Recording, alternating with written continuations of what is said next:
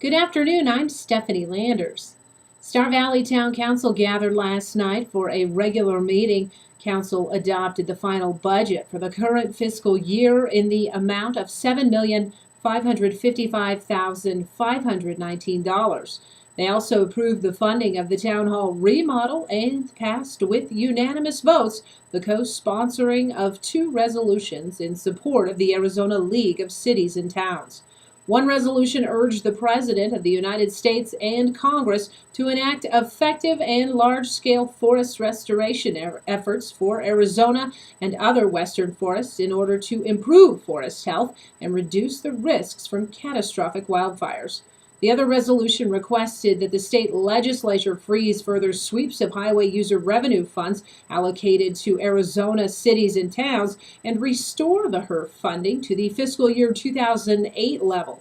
Each year, HERF funding has decreased, which also decreases funding for local cities and towns while increasing funds for legislative ventures. In other news, Payson Town Council's gathering tomorrow for a pair of meetings. The first at 5:15, a special meeting and public hearing on the town property tax levy. Council will then roll straight into a regular public meeting at 5:30. Their agenda should see, among other things, approval of blast pad construction for the Payson Regional Airport airstrip, the funding coming from the 2010 Airport Improvement Project. Council will also see discussion and possible action regarding the resolution to approve an intergovernmental agreement in order to create a higher education separate legal entity, thus furthering the goal to construct a four-year university in Payson.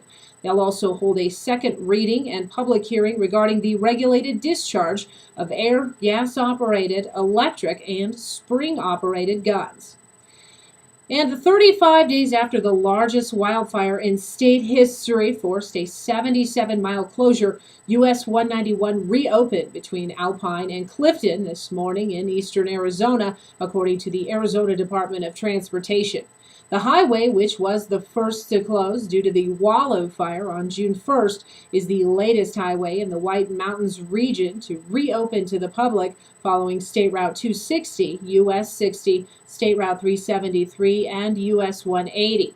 State Route 273 has also been partially reopened, allowing motorists into the popular Sunrise Ski area again. And across the state, ADOT has reopened nearly 250 miles of state highways that were closed due to several major wildfires since June 12th. And finally, as part of its responsibility to manage and protect wild horses and burros, the Bureau of Land Management is soliciting bids for new long-term pasture facilities located in the continental U.S. that will provide a free-roaming environment.